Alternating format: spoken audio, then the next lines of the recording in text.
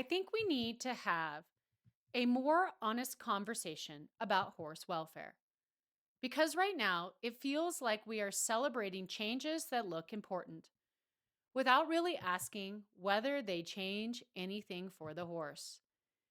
The National Pony Society has announced that crank nosebands will be banned from 2026, and a lot of people are calling it a step forward. On the surface, it makes sense. These nosebands can be tightened more than traditional designs, and they have become closely associated with over-tightening, restriction, and the suppression of natural behavior. So, yes, removing them sounds like progress. But the more I think about it, the harder it is to ignore a much bigger question. Are we actually improving welfare? Or are we just removing one visible symbol of a much deeper problem? Because when you place this decision alongside everything else happening in equestrian sport, the Rollkur debates, the scrutiny of top riders, the judging controversies, and the growing pressure on the FEI, it starts to feel less like a solution and more like part of a pattern. And that pattern is what concerns me. The new rule itself is simple. Crank nosebands, which use a leverage system that allows them to be tightened more easily and more firmly, will no longer be allowed in competition. The intention behind that is clear. It is meant to reduce excessive pressure and improve horse welfare. And I do not think anyone would argue that over-tightened nosebands are a good thing. We have all seen the consequences.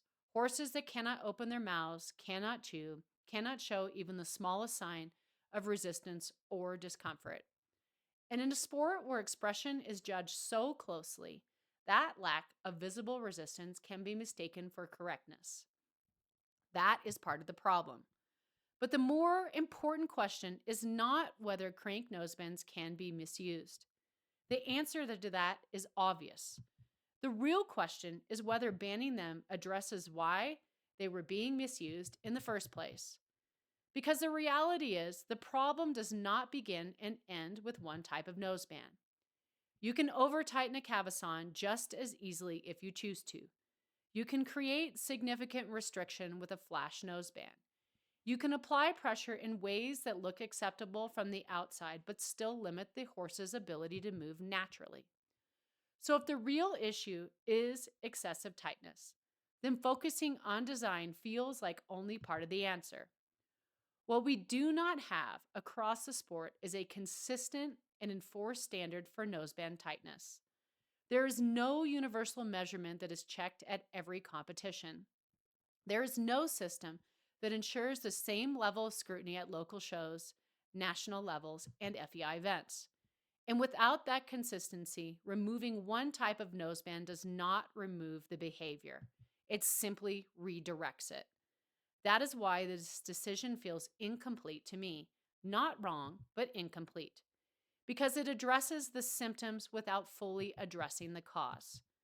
And this is where the conversation becomes more uncomfortable, because it moves beyond equipment and into culture.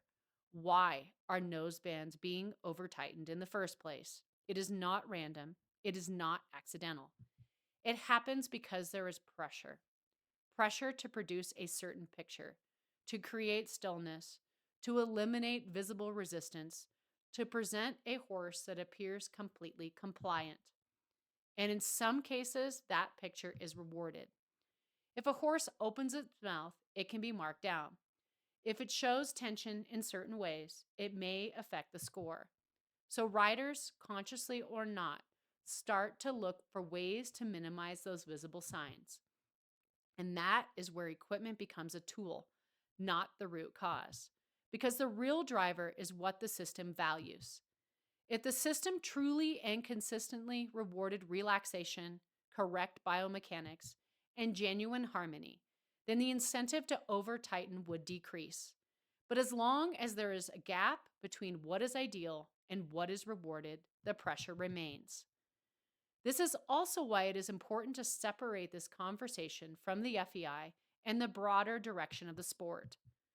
Over the past decade, we have seen repeated welfare debates surface at the highest levels, The Rollkur controversy is probably the most well known debate, where questions about hyperflexion, stress, and long term impact force the sport into spotlight.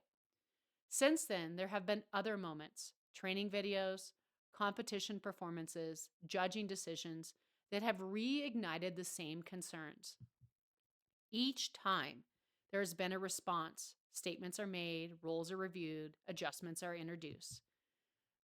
But the pace of meaningful change has often felt slow. And more importantly, it has often felt inconsistent. Some areas tighten regulation while others remain largely unchanged. Some issues are addressed directly while others are softened or redefined. And that creates a sense that the sport is reacting to pressure rather than leading change. The noseband debate fits into the pattern because it shows that there is awareness, it shows that there is willingness to act, but it also raises the question of whether the action is going far enough. What makes this moment different is the level of visibility. In the past, many of these discussions stayed within the sport. They were debated by riders, trainers, and officials, often out of public view. That is no longer the case. Now, anyone can watch with a competition clip, slow it down, analyze it, and share it instantly.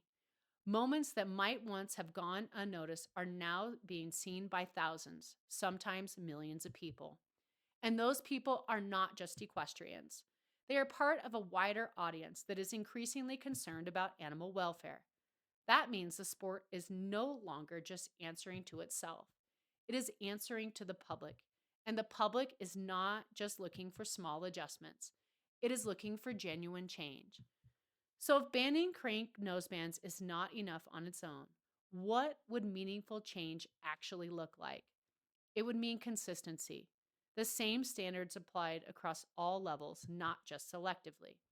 It would mean transparency, clear guidelines, clear enforcement, and visible accountability. And perhaps most importantly, it would mean a shift in what is rewarded. Because as long as a system values a certain look over a certain feeling, riders will continue to aim for that look, and horses will continue to adapt to the pressure it creates. I do believe that removing crank nosebands can be a positive step, but I also believe that it is only one piece of a much larger puzzle. Because horses do not experience rules on paper, they experience contact, pressure, training, and the way they are ridden every single day. And if we really want to improve welfare, that is where the focus has to be, not just on what we remove, but on what we reinforce. So maybe the real question is not whether this rule is right or wrong. Maybe the real question is whether we are ready to go further. I would genuinely like to know what you think. Is this meaningful progress, or are we still only addressing the surface of a much deeper issue?